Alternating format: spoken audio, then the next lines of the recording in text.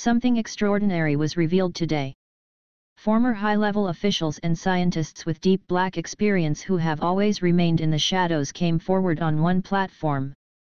These insiders have long-standing connections to government agencies which may have programs investigating unidentified aerial phenomena, UAP/UFOs.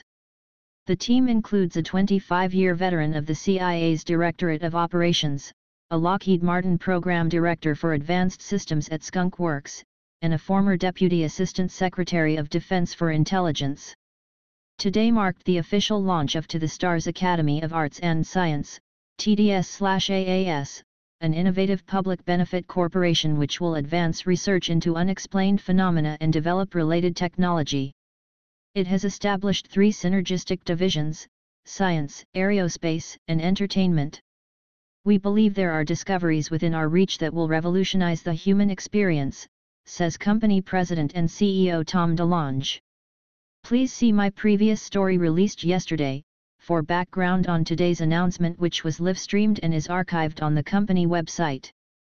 According to a TDS/AAS statement, its team members who have been operating under the shadows of top secrecy for decades believe that there is sufficient credible evidence of UAP that proves exotic technologies exist that could revolutionize the human experience. This could represent the beginning of a trend towards a new openness on the part of the US government.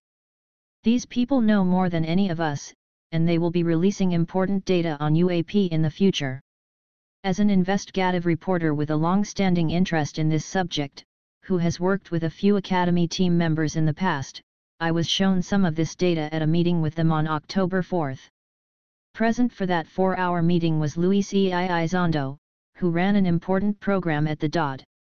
Elizondo is a senior career intelligence officer whose experience includes working with the U.S. Army, the Department of Defense, the National Counterintelligence Executive, and the Director of National Intelligence. He served as the Director for the National Programs Special Management Staff in the Office of the Secretary of Defense. He is also the former Director of Programs to investigate unidentified aerial threats for the Office of the Secretary of Defense. Lou will architect partnerships with some very sensitive places, to help protect us and the technology involved, so we may achieve for you the extraordinary, DeLonge said at today's event. Lou, the nickname for Luis, had resigned his position at the DOD literally the day before we met. I was able to verify who he was and what his tasks were at the Pentagon. He received the highest commendations from his superiors. I was told that important unclassified data and documentation are expected to be released through the Academy's online community of interest, COI, in collaboration with the U.S. government, which will be set up soon. I asked him if these unidentified objects were considered to be threats. They did not exhibit overt hostility, he said. But something unexplained is always assumed to be a potential threat until we are certain it isn't. On the bright side, I believe we are closer than ever before in our understanding of how it operates, he told me. At the event today, Elizondo explained his work this way: I am accustomed to being involved in close-hold, nuanced programs involving national security. This includes being a counterintelligence special agent, a case officer, an intelligence practitioner.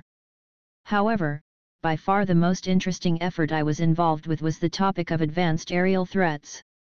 He stated that he ran a sensitive aerospace threat identification program focusing on unidentified aerial technologies. His job at TDS/AAS will be to work as a liaison and interlocutor in the collection of this information for the Science Division, allowing us to collect facts for analysis. How will this be done? One way is through the COI, which will provide a platform for the detection and triangulation of phenomena events in real time, and allows two-way communication between the public and our team regarding this information. As a result of his position managing the DOD program for almost a decade, Lou said, I learned that the phenomena is indeed real. In short, less than 2 weeks after leaving the Pentagon, Luis Elizondo confirmed that UFOs are real, they exist, and they have been officially documented. Can anyone argue with this fact now, given where this man comes from and what he knows? A former high-ranking DOD official, who only left his position last week, has confirmed that an official UFO program exists, answering a question so many have debated and speculated about for decades. It is very important to understand that Liu does not speak for the DOD, since he is no longer employed there. He speaks independently as part of the TDS Academy. Liu also stated, "We are also planning to provide never-before-released footage from real US government systems, not blurry, amateur photos, but real data and real videos. And even more significant, we are inviting our government colleagues and friends in defense to participate regularly with their own findings." Another member of the team, Stephen Justice, an experienced aerospace engineer, explained that he will use scientific discoveries about the travel of UAP through space, demonstrating almost unimaginable technology, to develop technology that can change the world. Steve recently retired as a program director for advanced systems at Lockheed Martin after a 31-year career in the Skunk Works. "How dare we think that the physics we have today is all that there is," he told me in an interview a few days ago. The opportunity here, as he sees it, is to stand in the future and look back. Steve's objective is to harvest this advanced technology to build a vehicle that will allow for almost instantaneous travel through land, air, oceans, and space, by engineering the fabric of space-time. Such a vehicle could also float, like something from science fiction. Steve says we have had glimpses of the science that could make this possible. It is not outside the realm of possibility, if the necessary resources are in place. TDS Academy member Chris Mellon served as Deputy Assistant Secretary of Defense for Intelligence for 2 administrations, and early in his career drafted the legislation that established the U.S. Special Operations Command at a time when terrorism was not yet on the radar.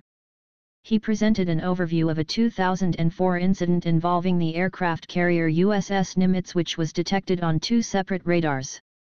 To F-18's approach, the 4 aviators see that the object has no wings or exhaust. It is white, oblong, some 40 feet long and perhaps 12 feet thick, he said. One pilot pursues the craft while his wingman stays high. The pilots are astonished to see the object suddenly reorient itself toward the approaching F-18. In a series of discrete tumbling maneuvers that seem to defy the laws of physics, the object takes a position directly behind the approaching F-18. The lengthy event occurred in broad daylight off the California coast, and gun camera footage was taken. At one point the object went from hovering at 80,000 feet to dropping at supersonic speeds, and came to a complete stop at 50 feet above the ocean. More F-18s are dispatched but with similar results, Mellon stated. The secret machine easily evades the F-18s. Dozens of military personnel aboard the various planes and ships involved are privy to these interactions. Tom DeLonge's final message today sums up the position of all involved. No one person, one government, or one hidden institution should own this information and technology. The TDS Academy intends to release game-changing information of the type interested people have been seeking for a long time. The fact is, we might not necessarily be alone, Luis Elizondo says. Now is the time to move forward and try to answer some of life's deepest mysteries.